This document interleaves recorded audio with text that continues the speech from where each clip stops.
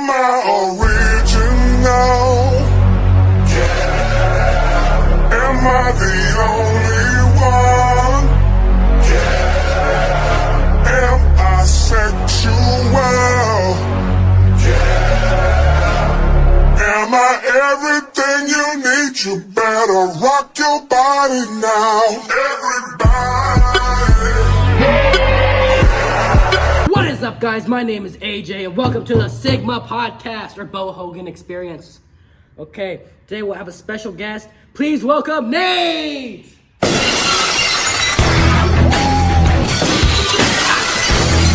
Hey, our next guest. Oh, man. This guy has a lot of stuff going for him. He just got married, this morning, actually. And his son is actually a... Please welcome Jeremiah!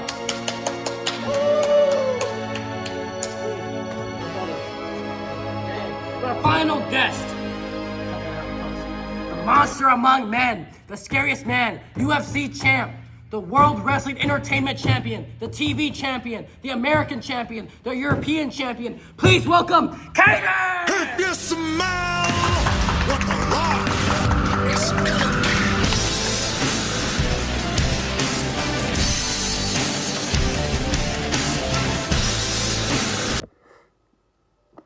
Oh yeah, don't worry. Oh. First, reading this book, I wonder how you guys interpret how the author shows generational trauma in the book. Because for me, I feel like the author just shows generational trauma through flashbacks, as we get to see the parents' lives before, then, and their kids' lives, and how it affects them.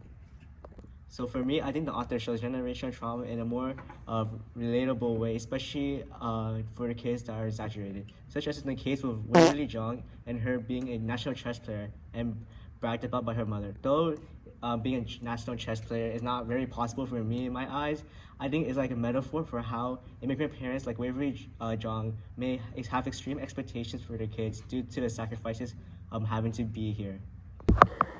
You know, I think of how the author shows generational trauma through the harsh experiences each character makes due to their trauma they carry. Take Rose, for example. She was married to Ted, who had a controlling role in their relationship, due to Rose losing her brother after not listening to what her parents told her. And, this caused her to allow Ted to decide everything. Oh. Man, I agree with that. However, I think the way the author shows generational trauma is through the use of culture. What? How does the culture show generational trauma? Isn't culture just like practices done? Hold up, let me explain. So you know how in Joy Luck Club, we read about Lena's backstory and her mother Ying Ying's backstory? Yeah. So in chapter 6, I think, we see from Lena's perspective, that all superstitions that her mother has such an unbalanced house. It's not good for the baby. In chapter 9, we also learn more about Lena's past. And how she was told if she didn't eat all her rice, she would get a bad husband, which was said by her mother, causing Lena to believe that. Not only in that chapter, chapter 4, we learn about her mother's past. We learn about how she was forgotten. About when she fell on the boat. This could mean that Ying Ying could have learned this superstition to cope with a feeling of abandonment.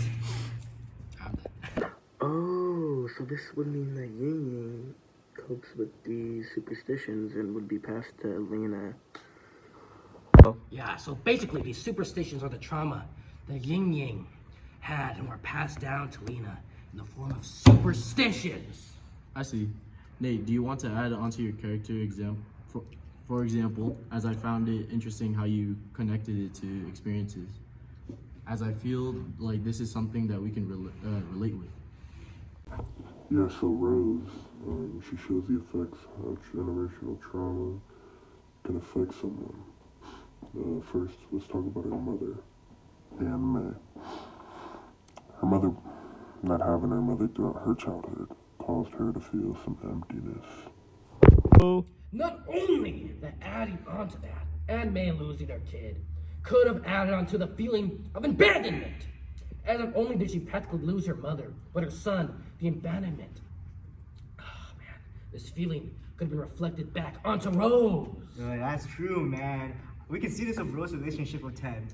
Rose always doesn't only think of herself and lets her husband control everything in her relationship, straining her relationship, making him an abusive husband. Not only that, she's reliant on him and does not want to be abandoned by him.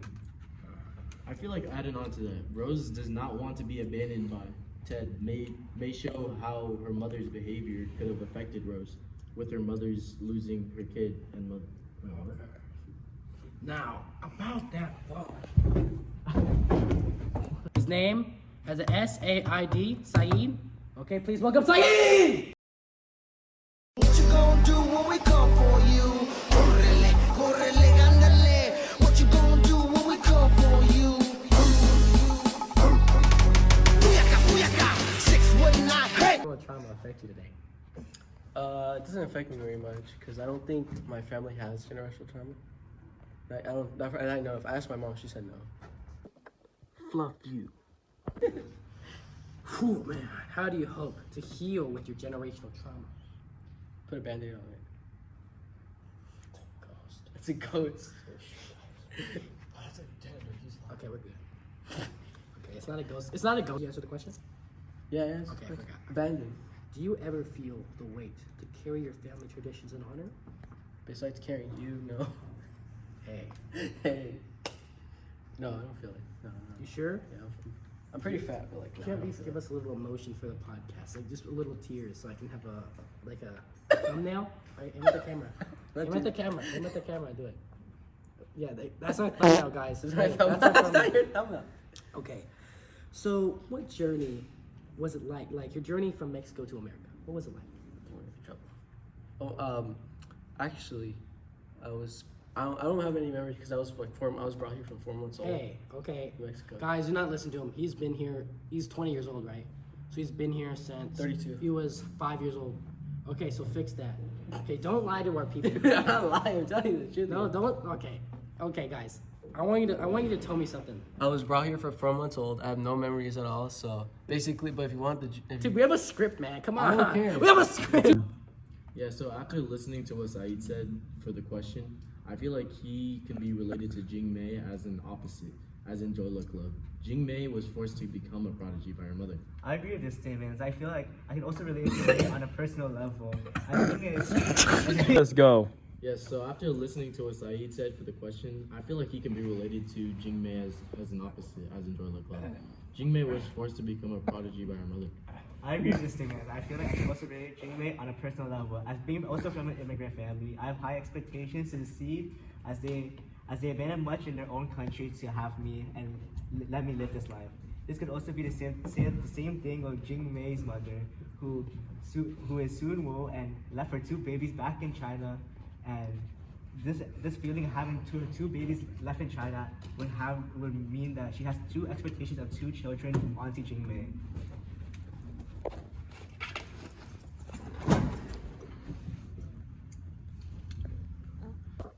Not only that, relating to question 5, what's said about having a good dose of both his own culture and culture in America can show how his generational trauma may have been able to help him with his own generational trauma, as he would be able to have a broader perspective. This could help him contextualize his own generational trauma with peers, allowing new perspectives. Also adding on to that, Saeed having a broader perspective, helping with his own. Generational trauma may have been what Rose may have needed. As in chapter 11, her mother tells her how she lacks wood element. And Rose shoots her claim down by saying how she values American opinions over Chinese opinions. So would this show how maybe Rose being from a household of Chinese culture mainly may have given her the side of Chinese culture, only in not allowing her to see the other perspective? I would think so. As she says how she values America's opinions more so, maybe she is starting to branch out her perspective more. And her shooting down for her mom's claim is a way to show us that. Do you think anyone can relate to any of these like experiences from your own culture and how maybe like American culture, like as another culture, help you overcame your generational trauma? Because like for me, I experienced both culture very evenly. Growing up, like I experienced my own fair share of Vietnamese culture and American culture, and I felt like I haven't really suffered that much from generational trauma. But like maybe I have a coping mechanism that like, I never really had noticed. That is a very interesting thing to say, as usually you don't know your coping mechanisms. And I feel like this could go back to Alex and what Nate talked about with Ying and her superstitions. She seemed to truly believe all of these superstitions and never doubted them. This could be as their coping mechanisms, and she never noticed it as that. Maybe you have something similar to that in a sense? That's a very interesting point. I've never really thought about how my coping mechanism might be like unnoticed to me, perspective to me. Oh yeah, there's this other character in Joy Luck Club who shows how she deals with generational trauma. I think her name was Jing Mei. Yeah, Jing Mei. Yeah. I mentioned her earlier about how she suffered under great pressure from her parents to succeed due to her expectations. I think using this character, we can maybe uncover coping mechanisms that you have, as Jing Mei acted rebellious to her mother's ideas of making her into a prodigy as a way to cope against this trauma. About this, I feel like I can also relate with Jing Mei. Like in some ways, as maybe it's also me also being a rebellious teenager. But when my mother tries to like force me to do something that I don't want to, I usually get somewhat pissed about it. Like I think about a year ago, my mom tried to force me to join Boy Scouts again, which I was like super pissed about. I didn't want to do it again. Maybe I didn't want to have my mother's expectation onto me to be like someone she envisions, and I just want to be myself. Well, you and Jing Mei have a lot in common with similar coping mechanisms. And I feel as if I could also relate with a character in Join Love Club in terms of coping mechanisms, especially with Waverly Zhang, as she used her skills in chess to try and earn love from her mother, but ends up hurting her. And I feel like as if this is relatable, as there are many cases where I work hard to show it to my parents, but it ends up hurting me, as they now expect me to do even more and better, as now they know I can achieve, as they know I can achieve this. So why can't I why can't I stay this constant or improve past this threshold? Okay. Man, you know, I feel you, man. Because this happened to me way too many times. I'm joking. That I have started to think that maybe doing the minimum would be the best for my mental. Though I feel as the cases where you do get gratification for your work does feel good. But sometimes, don't you think how these are related to how your relationships with your parents? Just like your mother-daughter relationship just like mother-daughter relationship in Joy Luck Club. How do you think this relationship is with your parents? How do you think your relationship with your parents is? As for me, I'm pretty close to my mom, but not very close to my dad. Maybe this can be seen as how I absorb more of my mom's trauma than my dad's. And I remember reading like an article from the Washington Post about how generational trauma can be from biological traits and behaviors. And I feel like I learned some generational trauma from my mom, as my mom is very like not wasting of food, as like she lived in a poor environment in Vietnam. And like I can see this for myself as like I try to not overeat or like try to finish all the food. For me, I'm close with both parents, and so growing up, I learned from both of my parents that transfers to me as trauma is a fear of failure, especially in sports. I'm scared of just disappointing my teammates. But as a teammate, I don't want to, I'm too scared of disappointing my teammates, though. I try not to think of it. And I am pretty close with both of my parents. Both parents. It's something that I've learned from them is a trauma passed down to me is perfectionism. So I always wanted to make everything perfect. Him hosting. I want to make sure this podcast is perfect. The podcast ain't even perfect, dude. So going back on those coping mechanisms, how do you think we could heal them? As a way maybe you can break out of these generational traumas?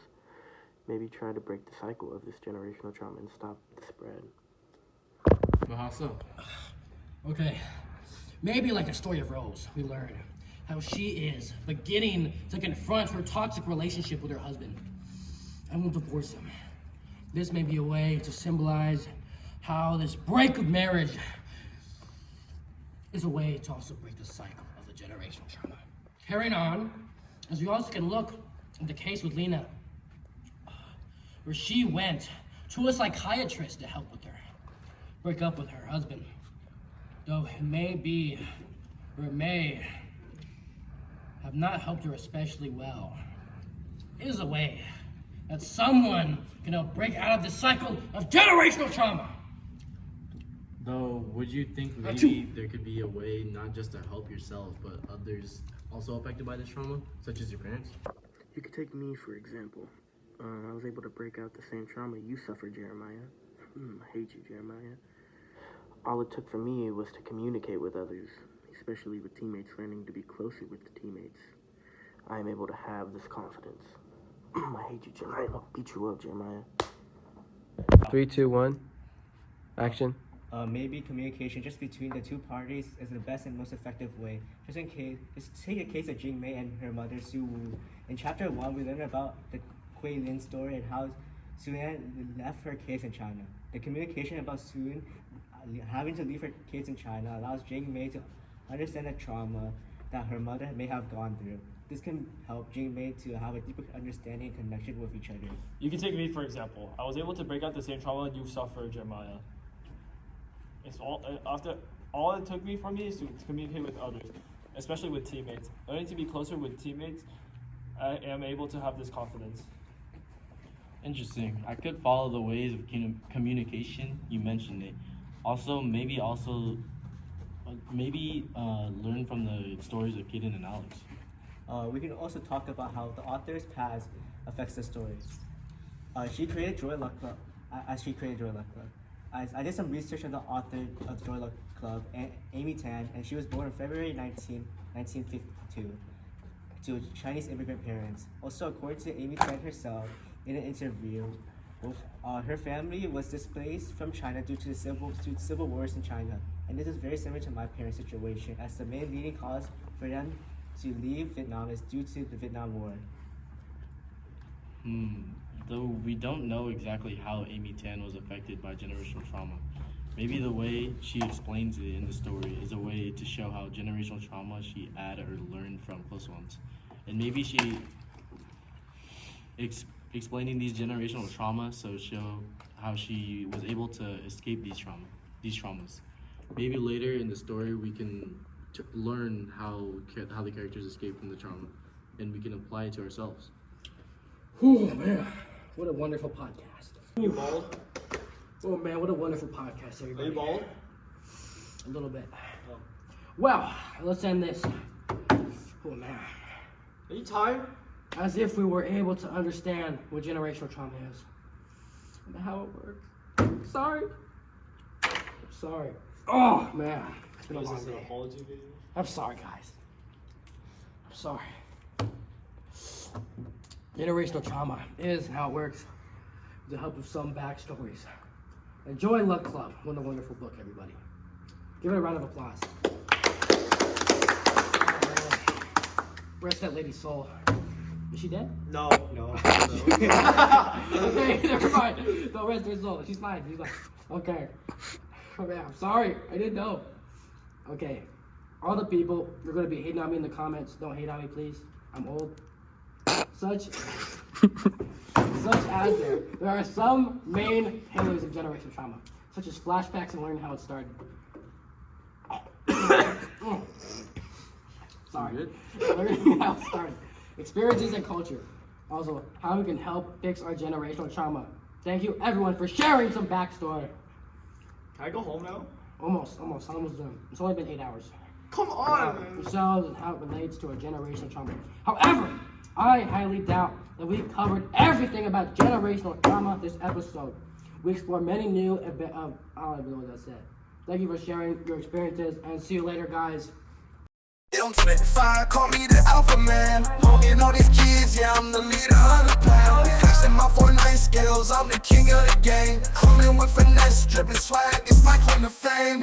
run this trap, I'm the Sigma male, can't you see? With my Fortnite dexterity, I'm a